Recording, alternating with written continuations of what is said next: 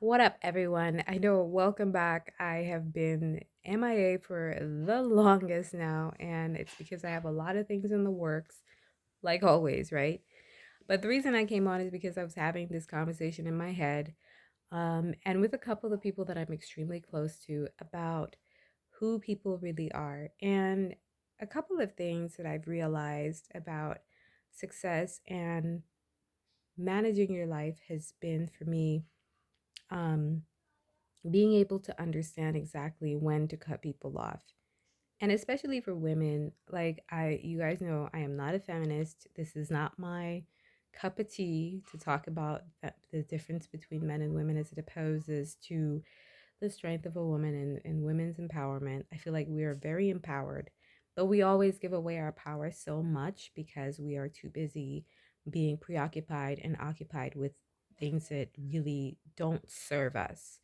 And in the typical sense, that looks very simply like we might have a situation where we have a boss that we don't like, or a husband that doesn't appreciate us, or a boyfriend that's cheating on us, or kids that are disrespectful.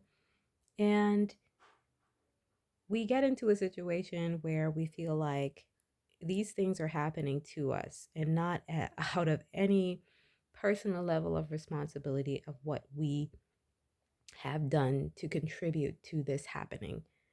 And I want to offer up the unpopular side and opinion about this particular frame of mind because I remember myself talking to a couple of female friends about this and basically saying in, not so many nice words that this is particularly an issue that you have that is mainly your fault. One of the great things about female empowerment and having agency over your own life is that you get to choose the people that you spend that life with. And there is no such thing, and I know with children, this might be something that is extremely complex to deal with. The beauty about having children, or when it is your child that is disrespecting you, especially if it is not your adult child, is that there are plenty of things that you could do in asserting your authority to fix the situation, so to speak. But when it comes to, having a boss or a partner or even family members, especially family members who are disrespecting you and are crossing boundaries over and over and over again, it is your sole duty to yourself to make sure that you check that and check it regularly and know that checking people who disrespect you regularly is part of the growth process of establishing who you are and giving your value, giving your no value. And when you don't do that and you go around doing, and I'm talking specifically to the ladies now because I feel like in male spaces, this is not even tolerated to play the victim. I think men frown upon women, upon women, other men who play the victim because men are usually supposed to be seen as people who are strong and having to have their stuff together. But for some reason, we tend to allow women to discuss at great length all of the people around them who are doing them wrong. And there's a very egotistical, and let me finish, a very, because it's a different kind of ego. It's not the puffed up ego, but the woe is me ego that says to the rest of the world that I'm a victim of my circumstance and I have no agency. I have no way or say in how my life is dictated.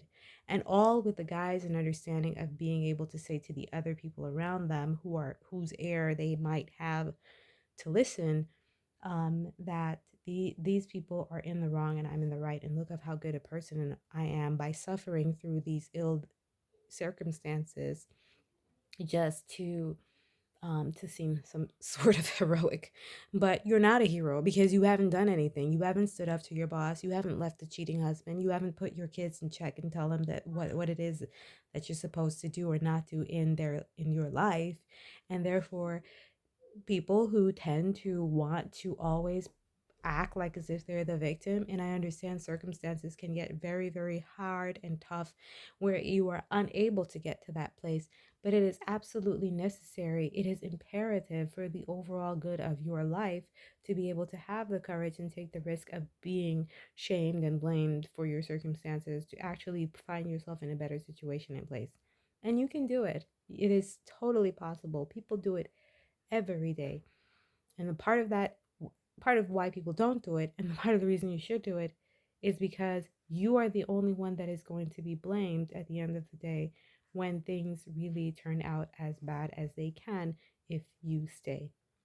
People have a lot of judgment for people who don't have the courage to really take agency over their lives, and people will only listen for so long. Well, in to for so long before thinking and believing that there's a part of you that is really not enjoying so much the abuse. I think people who can get very comfortable with abuse, but getting actually comfortable with and used to and enjoying the attention by playing the victim in the abuse. And I use the words specifically playing the victim is because none of us as adults are victims of our circumstances. You always have choices. And of course, acting on these choices might take longer for some of us because it has a certain level of age of recognizing the amount of agency necessary and needed to take back control of your life, but it's absolutely 100% possible. And so nowadays, like I remember I had a situation with a colleague, and I was stepping away from the situation and saying to them very abruptly that I wasn't going to deal with them anymore. And this person was shocked. But I realize now, and I will not drag this horse too long by saying that society does not really allow women to have a no, because women are being shamed for taking agency with their no. Um, but we don't have to go that far. We can just say no and then not discuss it. And I think this person was flabbergasted, my favorite word, when I said that I wasn't going to be talking to them anymore. And I moved on with my life, and I did not even bat an eyelash or look back. And you could tell that this male was very used to having back and forth with women and putting women in their place, so to speak. And for me, it's neither here nor there. I know that there are people in my life, men in life, who are very respectful and very, very gentlemanlike and very um, understanding and have space and place in their minds for that level of understanding and flexibility. And he was just not one of those people, and that's fine. But I know that the world owes me nothing. I owe the world my no. So that people can always know that when you talk to this person, this kind of behavior will not be accepted. And that's okay. You don't have to change who you are. You just don't have to interact with me. And we don't have to have a chip on our shoulder or be bitter about the situation. We can just separate, go our own ways, and let it be done with.